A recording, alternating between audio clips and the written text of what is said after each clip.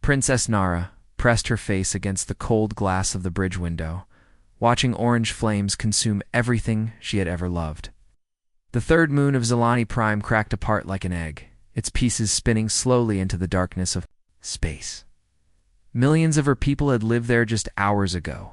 Now there was nothing but glowing debris and the cruel laughter of Korthok war chants echoing through the communication channels. "Another world dies," whispered Commander Vel, his normally bright blue skin now dull with shock and exhaustion. "Princess, we cannot fight them. Our trading ships were never meant for war."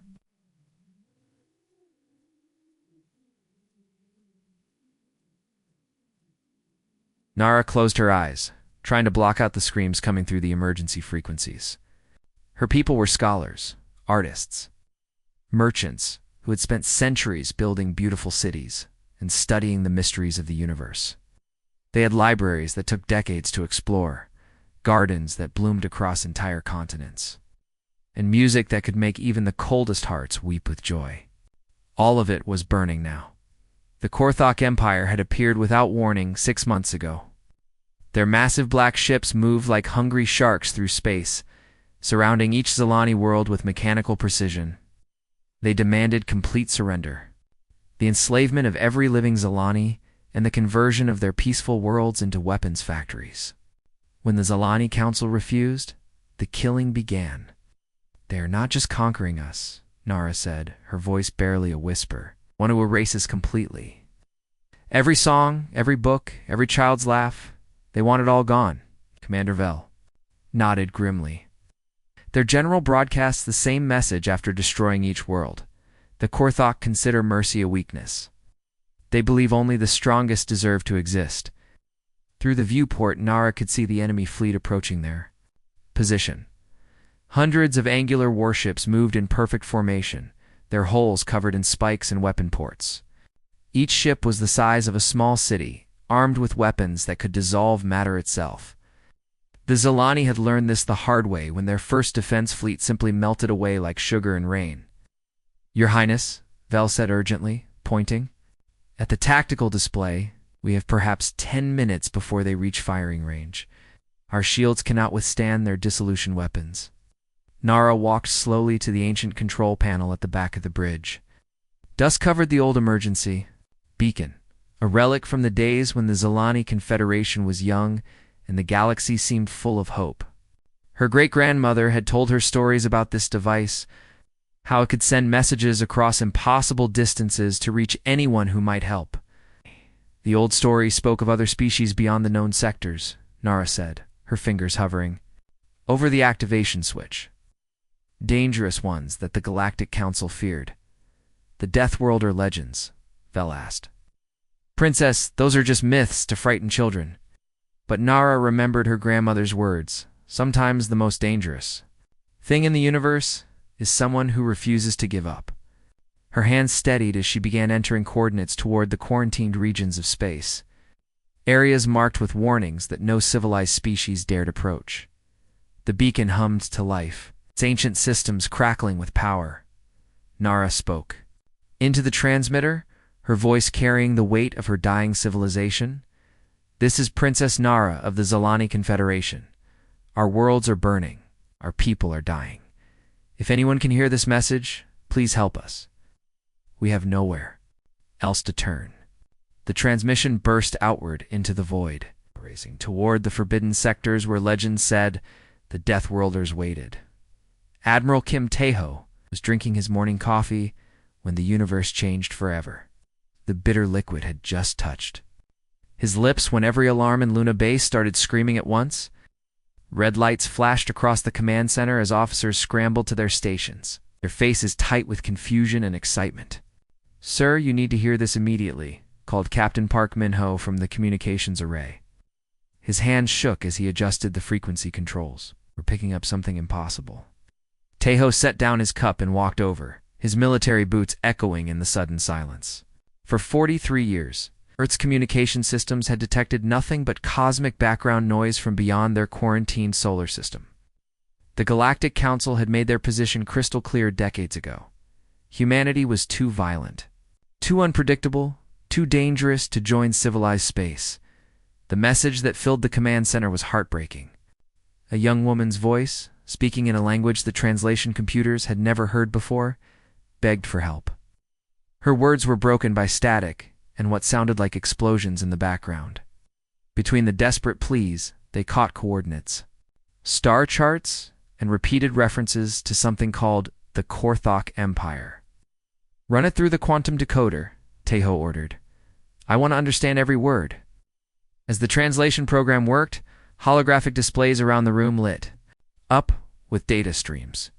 The message originated from a sector 300 light-years away. In a region the old star charts labeled as Zilani Confederation, but something was terribly wrong with the readings. Energy signatures consistent with massive weapons fire. Radiation patterns that suggested entire worlds were burning. Admiral whispered Lieutenant Colonel Yoon Dae-yoon from the tactical station. "The destruction readings are off the charts. Whatever's happening out there, it's genocide on an industrial." Scale Tahoe studied the data with growing anger. The translated message played again, and this time he could hear the full horror in Princess Nara's voice. Her people were dying. Her worlds were burning. And she was calling out into the darkness, hoping someone, anyone, might care enough to help. 40 years, Tejo said quietly. 40 years since the Galactic Council told us we were too dangerous to exist alongside civilized species. Too violent, too aggressive, too willing to fight. Captain Park Minho looked up from his station. "Sir, should we forward this to Earth Command?" "No need," Tejo replied, his voice hardening. "I have authorization for this." The Admiral walked to the sealed cabinet that had remained locked since the day Luna Base was constructed. Inside lay protocols that no one hoped would ever be used. Emergency procedures written by humans who understood that sometimes the most dangerous thing in the universe wasn't violence itself, but the willingness to stand by and watch innocents die. The Council quarantined us because they said we came from a death world. Tejo continued, pulling out a black data pad marked with warnings in 6 languages. "They said Earth made us too harsh, too ready to fight, too willing to do whatever it takes to survive." He activated the pad, and every screen in the command center displayed the same message: Protocol 7, authorized. "One thing," Tejo said, as emergency signals began broadcasting to every human military installation in the solar system. But what they never understood is that Deathworlders don't just know how to die, we know how to make sure the monsters don't win. Across Luna Base, humans began preparing for humanity's first interstellar war. Deep in the asteroid belt, construction yards that had been idle for decades roared back to life. On Mars, weapon systems that existed only in classified files started their activation sequences. Princess Nara's desperate call had awakened something. The galaxy had tried very hard to forget humans who refused to let evil win, no matter the cost. Princess Nara had never seen anything like it in her entire life. One moment, the refugee convoy was alone in the cold darkness between stars. Thousands of Zilani families packed into cargo ships and pleasure craft that were never meant for long journeys. The next moment, reality seemed to tear open in dozens of sleek warships poured through the gap like metal predators emerging from some nightmare dimension. Unknown vessels. This is Princess Nara of the Zilani Confederation. She broadcast on all frequencies, her heart pounding. "Please identify yourselves." The response came in perfect Zilani, though the accent was strange and harsh. "Princess, this is Captain Lee Sungmin of the Terran Defense Fleet. We received your distress call. We're here to help." Nara stared at the main display screen, trying to process what she was seeing. The human ships looked nothing like the elegant curves of Zilani vessels or even the brutal spikes of Korthak warships. They were blocky, practical things, covered in armor plating and weapon systems. They looked like they had been built by people who expected to fight for their lives every single day. "Terran," she whispered. "You're the Deathworlders from the quarantined sectors." What happened next made her question everything she thought she knew about space travel. The humans launched small shuttles that approached the refugee ships. But instead of docking normally, figures in simple environmental suits simply walked out into the vacuum of space. No airlocks, no safety tethers, No apparent concern for the deadly cold and radiation that surrounded them. Commander Vel, Nara gasped, watching the display in shock. Are they insane? No one can survive in hard vacuum like that. But the humans moved through space like they belonged there. Their suits were basic compared to the advanced life support systems the Zilani used, yet they worked with mechanical precision, attaching repair patches to damaged refugee ships and transferring supplies with movements that seemed impossibly fast and sure. 20 minutes later, Nara found herself aboard Captain Lee Sungmin's cruiser, still trying to understand what she had witnessed. The human ship felt different from anything she had ever experienced. The corridors were narrow and efficient, the walls lined with damage control, equipment, and weapon lockers. Everything was built for function over beauty, designed by people who clearly expected their home to become a battlefield at any moment. Captain Lee was a compact man with dark eyes that seemed to take in everything at once. When he spoke, his voice was calm and controlled, but Nara could sense something dangerous underneath, like a blade hidden in soft cloth. Your people work in vacuum, like it's their natural environment, Nara said, still amazed. How is that possible? Lee's expression didn't change. Fear is a luxury we learn to live without, Princess. On Earth, space work is just another job. Our construction crews build stations in the void, our military trains in conditions that would kill most species, and our children learn to handle emergencies that would break other civilizations. He gestured to a tactical display that showed the positions of Korthok fleets throughout Zilani space. Red markers indicated dozens of enemy warships, each one capable of destroying entire worlds. Tell me about these enemies of yours, Lee said, his tone becoming businesslike. I need to understand what we're dealing with. As Nara began describing the Korthok Empire, their overwhelming numbers, their bioweapons that could dissolve matter itself, and their systematic campaign of genocide, she noticed something that made her deeply uneasy. Captain Lee wasn't showing any fear or concern. Instead, his eyes grew more focused, more intense, like a hunter studying tracks in the forest. They use dissolution weapons, she explained. Our ships simply melt when hit, or people die in agony. As their bodies break apart at the molecular level, Lee nodded thoughtfully. Interesting. What about their ship designs, combat tactics? Do they prefer long-range engagement or close combat? The questions came rapidly, precisely, each one designed to gather specific tactical information. Nara realized with growing amazement that this human wasn't asking how to survive the Korthok assault. He was planning how to destroy them. Captain, she said finally, you don't understand. The Korthok have never been defeated. Their empire spans hundreds of worlds. They're the most feared military force in known space. Lee Sungmin smiled for the first time since she had met him, and the expression was not entirely reassuring. Princess, he said simply, we'll handle this. General. Thok stood 8 feet tall on his powerful hind legs, his armored hide scarred from 1,000 battles across the galaxy. His flagship, the Bone Crusher, stretched for miles through space like a massive metal predator, bristling with weapons that had reduced entire star systems to cosmic dust. From the command throne that had been carved from the skull of his first enemy, he watched holographic displays showing the systematic destruction of another weak civilization. The bridge around him buzzed with the controlled violence that defined Korthok culture. Officers with razor-sharp claws and teeth like knives coordinated the fleet's movements with military precision. Every member of his crew had earned their position by proving they could kill without hesitation, think without emotion, and conquer without mercy. General hissed Intelligence Officer Sek, his serpentine body coiling as he approached the command throne. We have detected new arrivals at the outer edge of Zilani space. Unknown configuration vessels, possibly reinforcements. Thok's mandibles clicked together in what passed for Korthok laughter. In 300 years of conquest, he had seen the same pattern repeat endlessly. First came the desperate resistance of the target species, then the pathetic attempts to call for help. Finally, the arrival of would-be rescuers who thought they could stand against the might of the Korthok Empire. How many ships? Thok asked, his voice a low rumble that made the deck plates vibrate. Approximately 50 vessels, General. They appear to be military in nature, but the design is primitive. Blocky construction, excessive armor plating, inefficient. Weapon placement. Fox studied the tactical displays with the eye of a predator who had never known defeat. The newcomer ships looked crude compared to the sleek killing machines of the Korthok fleet.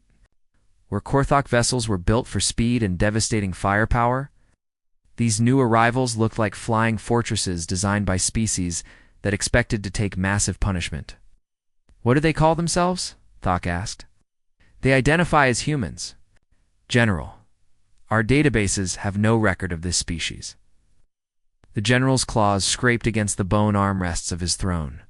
Another species that had never heard the Korthok name, never learned to fear the dissolution weapons that could unmake matter itself.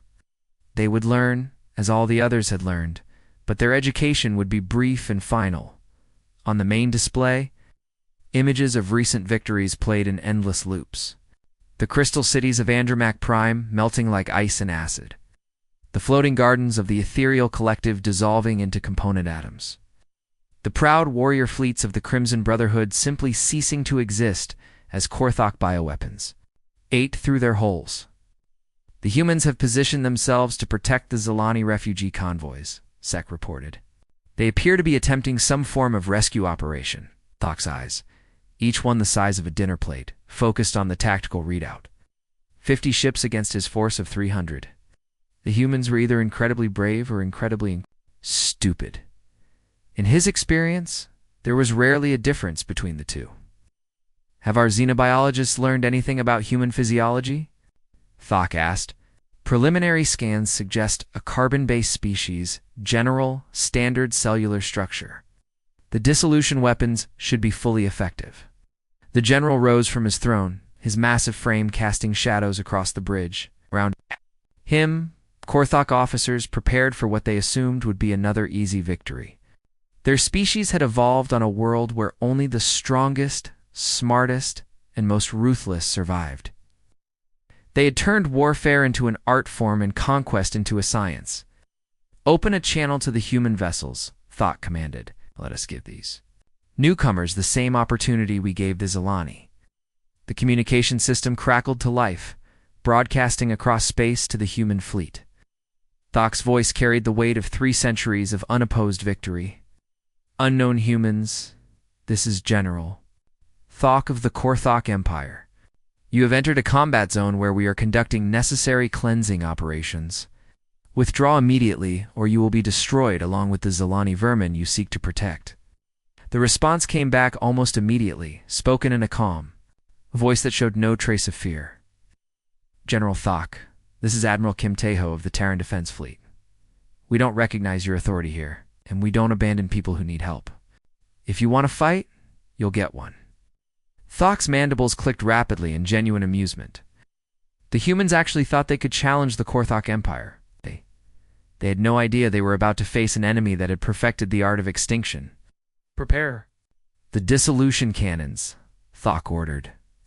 "We will show these humans why the galaxy kneels before the Korthok." What General Thok didn't know was that humanity had already knelt once before their own. Extinction had decided never to do it again. Lieutenant Colonel Choi Jinwoo was eating a protein bar when the Korthok attack began. The first dissolution beam hit his ship's port side, and instead of dissolving into atoms like every other vessel the Korthok had ever targeted, the human cruiser Iron Will shuddered, sparked, and kept fighting. "Hull breach on Deck 7, reported Sergeant Kim Bora from Damage Control. "But the secondary armor held. We're still in the fight, sir." Ginwoo smiled grimly as he watched his tactical display. The Korthok had sent 12 warships to intercept the human escort protecting a convoy of Zilani refugee vessels. Standard Korthok doctrine called for a quick dissolution strike, followed by boarding operations to capture any survivors for interrogation. What they got instead was the first real surprise the Korthok Empire had experienced in 300 years. "Return fire," Jinwoo ordered. "Target their weapon systems first." The Iron Will had been built according to human military philosophy. Assume everything will go wrong. Plan for the worst possible scenario, and make sure you can keep fighting even when half your ship is destroyed. Where other species built elegant vessels optimized for speed and firepower, humans built flying fortresses designed to absorb incredible punishment and still complete their mission. On the Korthok flagship Death's Edge, Weapons Officer Kral stared at his readouts in disbelief. General Vex, the dissolution beam, had minimal effect. Their hull appears to be constructed in multiple layers with some kind of reactive armor. General Vex, a veteran of 40 successful campaigns, felt something he had never experienced before: confusion. Impossible. Our bioweapons dissolve molecular bonds. Nothing can resist them. But the human ships continued fighting, their return fire precise and devastating. Where Korthok vessels relied on speed and overwhelming firepower, human weapons seemed designed to punch through heavy armor and destroy critical systems. Each human shot was calculated to cause maximum damage to enemy combat capability. "Sir, they're not fighting like any species we've encountered," reported Tactical Officer Dren.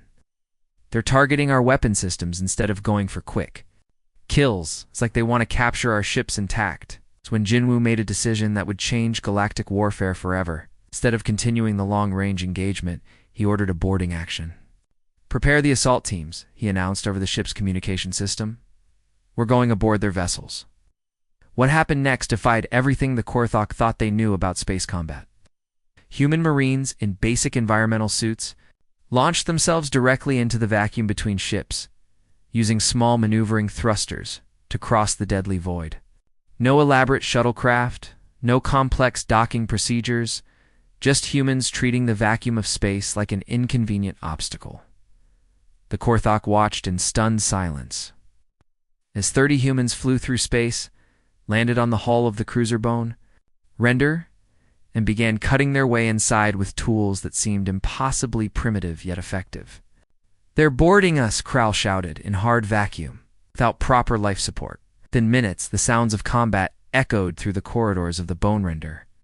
The Korthok crew, bred for warfare and conditioned to fear nothing, found themselves facing enemies that moved through their ship like they owned it. The humans fought with a tactical precision that suggested they had trained for exactly this scenario thousands of times. "How are they moving so fast in those bulky suits?" demanded General Vex, as reports flooded in from across his fleet. Human boarding parties had hit 4 ships simultaneously, and in each case, defenders were being systematically overwhelmed.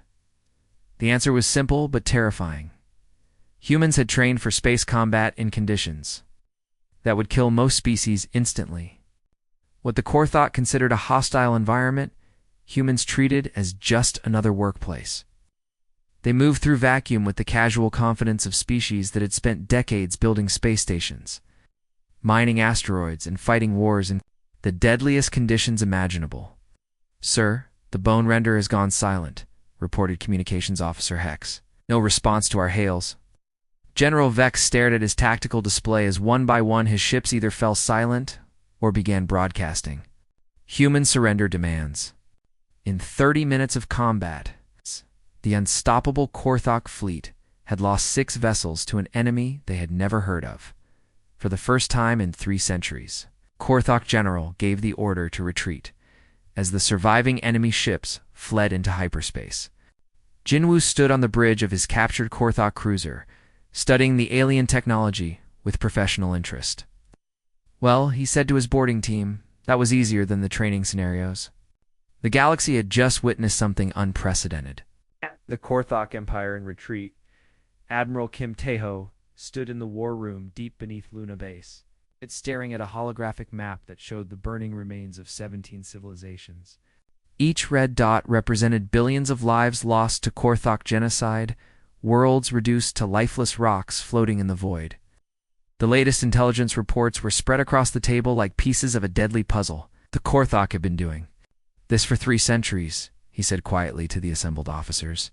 Every species they encounter faces the same choice: complete surrender or total extinction. They don't take prisoners. They don't negotiate. They don't show mercy. Major Han Soyoung, the youngest strategic planner in human military history, activated a series of tactical displays that made several officers wince. The screens showed detailed attacks of Korthok attack patterns, their systematic approach to genocide, and projections of what would happen if they continued unchecked. "Admiral, with respect, conventional military doctrine suggests we should focus on defensive operations," said Colonel Park Jin-soo, commander of the 3rd Fleet. "Protect the Zalani refugees, establish safe zones, negotiate some kind of ceasefire." Tahoe turned away from the holographic display, his expression grim. "Colonel, I want you to look at these numbers again. In the past 6 months, the Korthak have exterminated for complete civilizations, not conquered, not occupied, exterminated. Every man, woman, and child, dead or enslaved, walked to a secured terminal and entered a classification code that most of the officers had never seen before." The screens around the room flickered and then displayed a single document: the Deathworld Doctrine. 40 years ago, the Galactic Council quarantined humanity because they said we were too dangerous, Tahoe continued. Too violent, too willing to fight, too aggressive for civilized space. They were afraid of what we might do if we were threatened. Ow. Stepped forward, her voice steady, despite the magnitude of what they were discussing. "The doctrine is based on a simple principle. Any enemy capable of genocide will attempt genocide again. Therefore, such enemies cannot be allowed to survive in any form that permits them to threaten innocent life." The room fell silent as the implications sank in. This wasn't a plan for victory. This was a plan for the complete destruction of the Korthok Empire.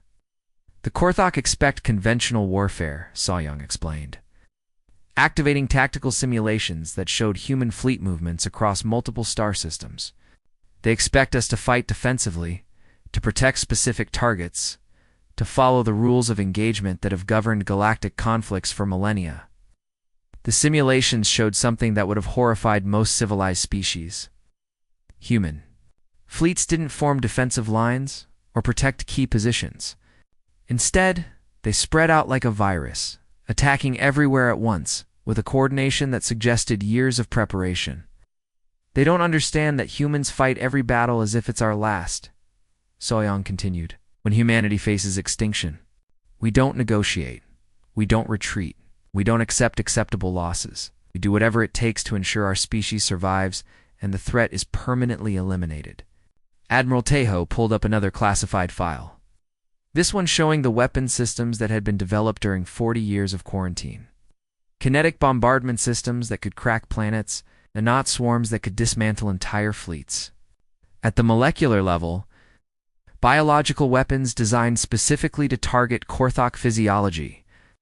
"Sir," whispered Captain Lee Dobbin, staring at the weapon specifications, "these systems violate every galactic convention on warfare. Ow! If we use these, every other species in the galaxy will consider us war criminals." Captain Tahoe replied, his voice carrying the weight of command decisions that would reshape the galaxy. "The Galactic Council already considers us too dangerous to exist. The question is, do we let genocide continue because we're afraid of what others might think, or do we end the threat permanently?" He activated the communication system that connected to every human military installation in the solar system. "All units, this is Admiral Tahoe.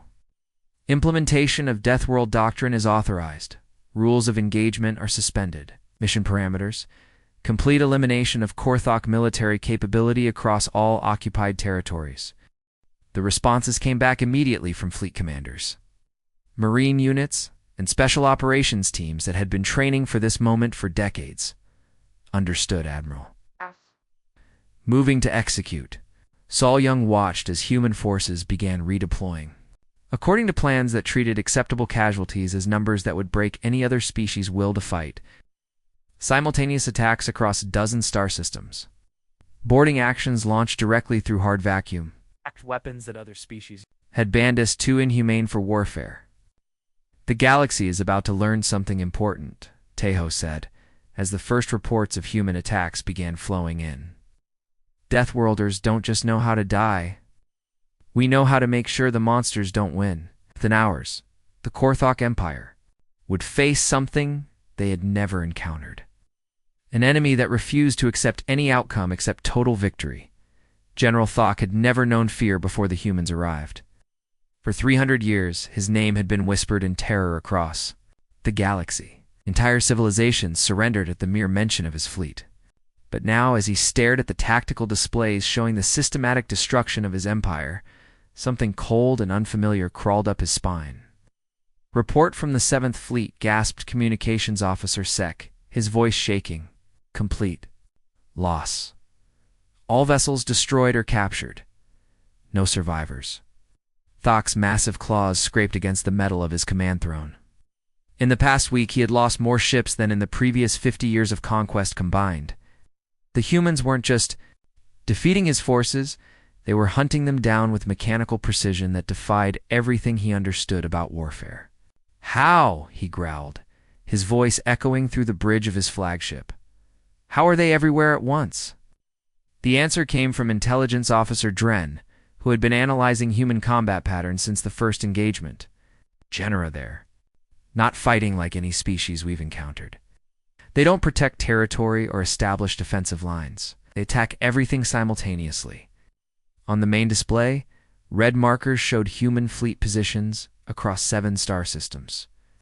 But these weren't the concentrated formations that military doctrine dictated. Instead, human ships moved in small, independent groups that struck without warning and disappeared before reinforcements could arrive. Commander Yoon Haejin led one of these hunter groups. 5 sleek destroyers that had been tracking a fleeing Korthok convoy for 3 days. Her ships moved through space like wolves, following a blood trail, patient and relentless. "Target acquired," reported her tactical officer as they emerged from hyperspace behind the Korthok vessels. 3 heavy cruisers, attempting to reach the border fortress at Kepler Station. UN studied the enemy formation with cold calculation. These were the ships that had participated in the destruction of the Zilani colonies. Their hulls were scarred, with the symbols of conquered worlds, each mark representing millions of innocent lives lost. "No survivors," she ordered simply. "These ships have genocide on their record." What followed wasn't a battle in any traditional sense. The human destroyers moved with coordinated precision that seemed almost choreographed, their weapons targeting specific systems with surgical accuracy. The Korthok cruisers, built for overwhelming firepower against helpless civilian targets, found themselves outmaneuvered by ships that had been designed specifically for hunting predators. Back on his flagship, General Thok received the reports. With growing desperation, "They're not trying to capture territory," he realized, his voice filled with dawning horror. "They're not trying to force us to surrender. They're trying to kill every single one of us." The truth was even worse than he imagined. In the human command centers scattered across their fleets, officers discussed the ongoing operations with the casual efficiency of people doing routine maintenance work. "Sector 7 cleared," reported Captain Park Yoon-ji to her task force commander. "All Korthok military assets eliminated." "It's moving to Sector 8, confirmed came the reply. "Be advised, intelligence suggests they're attempting to regroup near the Andromeda Nebula. Standard sterilization protocols are authorized." The words that would have horrified most civilized species were spoken with the same tone someone might use to discuss lunch plans. To the humans, the complete elimination of the Korthok military wasn't a war crime, it was a necessary extermination of a threat that could never be allowed to recover. "Sir," whispered Tactical Officer Hex to General Thok, "our forces are requesting permission to surrender. They're offering to lay down arms in exchange for prisoner status." Thok activated the communication system, hoping against hope that the humans might show the mercy that his own species had never offered. "Human fleet, this is General Thok of the Korthak Empire. Request terms for surrender." The response came back in the same calm voice that had first challenged him weeks ago. "General Thok, this is Admiral Kim Tae-ho. Forces are guilty of genocide against multiple species. No terms are acceptable except complete elimination of your military capability. You're talking about the deaths of millions of Korthok soldiers," Thok protested. "Yes," Admiral Tae-ho replied without hesitation. "And you're responsible for the deaths of billions of innocent civilians. The mathematics are not in your favor." As Thok stared at the tactical displays showing his empire crumbling under relentless human assault, he finally understood what he was facing. These weren't soldiers fighting for territory or resources. They were exterminators dealing with what they considered a pest that had to be completely eliminated: the Korthok Empire. Built on 3 centuries of unopposed conquest, was learning what it meant to become prey. And their hunters showed exactly as much mercy as the Korthok themselves had offered to 17 dead civilizations. "They don't fight to win," Thok whispered to his bridge crew as another fleet marker disappeared from his displays. "They fight to ensure we can never harm anyone again." For the first time in his life, General Thok understood what his victims had felt in their final moments. The helpless terror of facing an enemy that would accept nothing less than complete annihilation. Princess Nara pressed her face against the observation deck window aboard Admiral Taeho's flagship, watching something that would be remembered for 1,000 years. The Korthok homeworld hung before them like a massive gray jewel, surrounded by the largest defensive fleet ever assembled in galactic history. Every ship the Empire could spare had been recalled to protect their birth world. "How many?" she whispered, staring at the enemy formation. "Our sensors detect over 8,000 Korthok vessels," replied Admiral Taeho, his voice calm despite the overwhelming odds. "Every ship they have left, concentrated in one final desperate stand." Nara felt her heart sink. Even after all she had witnessed of human military capability, 8,000 ships seemed impossible to overcome.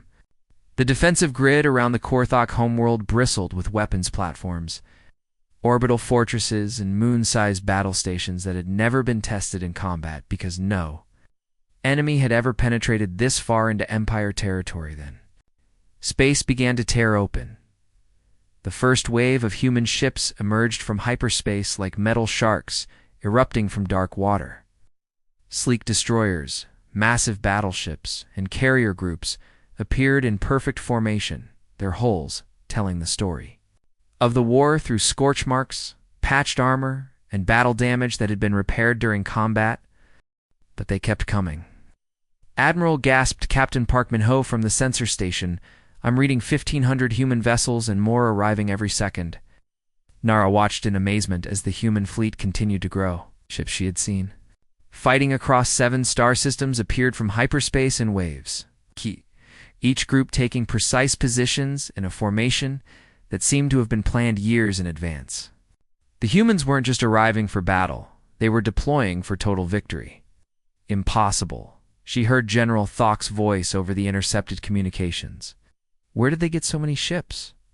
The answer was simple, but staggering. 40 years of quarantine. Humanity had been building for this exact scenario. Every shipyard in the solar system had been working around the clock. Every space station had been converted to a fortress, and every human citizen had been prepared for the possibility that their species might have to fight for its very survival. "Admiral." Taeho activated the fleet-wide communication system, his voice carrying across space to both the human armada and the Korthok defenders. "General Thok, this is Admiral Kim Taeho of the Terran Defense Fleet. Your empire has committed genocide against multiple species. Your forces have murdered billions of innocent civilians. You have one opportunity to surrender unconditionally and face judgment for your crimes." The response came back filled with the rage and desperation of a predator cornered for the first time in its life. "Human Admiral, we are Korthok. We bow to no one. We will fight to the last ship, the last warrior, the last breath." Princess Nara saw Admiral Taeho's expression harden. He had hoped, even at this final moment, that the enemy might choose to spare their own people the devastation that was about to unfold. "Very well," he said quietly. "All units, you are authorized to engage. End this." What followed was 6 hours of the most intense space combat in galactic history. The Korthok fought with the desperation of a species facing extinction, their bioweapons and superior numbers making every human victory costly. But the humans fought with something that the galaxy had never seen before: the calculated fury of a people who had decided that some enemies could never be allowed to exist. Human ships that should have been destroyed kept fighting with half their systems offline. Boarding parties continued their assaults even when their vessels were crippled. Fighter pilots rammed their damaged craft into enemy battle stations rather than retreat. "They're not human," whispered a Korthok communications officer as reports flooded in from across the battle zone. "No species fights like this. No one accepts these losses and keeps attacking." But that was exactly what humans did. When the massive Korthok battle station World Killer threatened to break the human line, 3 damaged human cruisers simply flew straight into its main reactor, accepting certain death to eliminate the threat. As the hours passed, the tide of battle became clear. The Korthok fleet, despite its numbers and defensive advantages, was being methodically destroyed by an enemy that treated every engagement as a fight for species survival. "Sir," reported Tactical Officer Kim Biora, the last Korthok resistance, "Pocket has gone silent. All enemy military assets are eliminated." Princess Nara stared at the battlefield, where the debris of 8,000 enemy ships drifted in space like a mechanical graveyard. In 6 hours, the human fleet had ended an empire that had terrorized the galaxy for 3 centuries. "Is it over?" she asked quietly. Admiral Tejo looked out at the conquered Korthok homeworld, where civilian populations waited to learn their fate. "The war is over," he said. "Now comes the harder task of making sure nothing like this can ever happen again." The galaxy had just learned that humans didn't fight wars to win territory or resources. They fought to end threats permanently. Princess Nara adjusted her formal robes nervously as she walked through the corridors of the Galactic Council chambers. 3 months had passed since the fall of the Korthak Empire, and today would determine whether the galaxy would accept humanity as an ally, or continue to fear them as dangerous outcasts. The Great Assembly Hall had been rebuilt after the Korthok War, its crystal walls now bearing memorial plaques for the 17 civilizations that had been lost to genocide. Representatives from hundreds of species filled the chamber, their conversations a mixture of curious whispers and nervous murmurs about the humans who had changed everything. Admiral Kim Tae-ho entered the chamber wearing a simple military uniform. His appearance modest compared to the elaborate ceremonial dress of the other delegates, but everyone in the room knew who he was. This was the man who had ended the greatest threat the galaxy had ever known. "The session will come to order," announced Prime Counselor Vexen, his tentacles rippling with barely controlled anxiety. "We are here to discuss the future relationship between the Galactic Council and the Terran species." Nara took her place at the speaker's podium, her voice carrying clearly through the chamber's acoustics. "Honored delegates, I stand before you as the last surviving member of the Zelani royal family. 3 months ago, my people faced complete extinction. Today our worlds are rebuilding, our children are safe, and our civilization has a future." Gestured to the holographic displays that showed images from across former Korthok territory. Human construction crews worked alongside alien refugees, building schools and hospitals instead of weapons factories. Terran medical teams provided care to species they had never encountered before. Human teachers shared knowledge with alien students whose own educational systems had been destroyed. "This is what the dangerous Deathworlders chose to do with their victory," Nara continued. "They could have claimed our worlds as conquests. They could have demanded tribute or established their own empire. Instead, they helped us heal." Chamber fell silent as Admiral Tejo stepped forward to address the assembly. His words would reshape the balance of power in the galaxy. 43 years ago, you quarantined humanity," he began, his voice calm but carrying the weight of history. "You said we were too violent, too aggressive, too dangerous for civilized space. You were afraid of what we might do if we were threatened." Paused, letting his words sink in as delegates shifted uncomfortably in their seats. "You were right about one thing," Tejo continued. "We are from a death world. Earth taught us that survival requires strength, that mercy is a luxury only the strong can afford, and that sometimes the only way to protect innocent life is to eliminate those who would destroy it." The holographic displays changed to show images of human colonies across the galaxy. Terran settlements that had been built to help refugee populations, space stations that served as hospitals and relief centers, fleets that now patrolled trade routes, protecting merchant vessels from pirates and raiders. "But we're not the monsters you feared," Tejo said, his tone growing warmer. We're the ones who learn to fight monsters and make sure they can never hurt anyone again. The Korthok Empire terrorized this galaxy for 3 centuries because everyone was too afraid to stop them. We stopped them permanently. Delegate after delegate rose to speak, sharing testimonies about human assistance in rebuilding their worlds, protecting their trade routes, and helping their species recover from the trauma of the Korthok occupation. The humans could have demanded anything from us, said Ambassador Kreltos of the Andromedon Cluster. Instead, they asked for nothing except the chance to help. Their military provides security without demanding tribute, added Counselor Mercian. From the Outer Rim territories, their scientists share knowledge without expecting payment. Their people work alongside ours as equals, not conquerors. Admiral Tejo raised his hand for silence as the testimonies continued. The question before you was simple, he said. Do you want humanity as an ally in building a safer galaxy? Or would you prefer we return to our isolation and let you handle the next threat yourselves? The chamber erupted in discussion as delegates debated among themselves. Some species still feared human military capability. Others worried about becoming dependent on human protection. But as the debate continued, a clear consensus emerged. Prime Counselor Vexthan called for order. The motion before us is to formally recognize the Terran-Zilani Alliance and invite humanity to join the Galactic Council as a full member species. The vote was unanimous.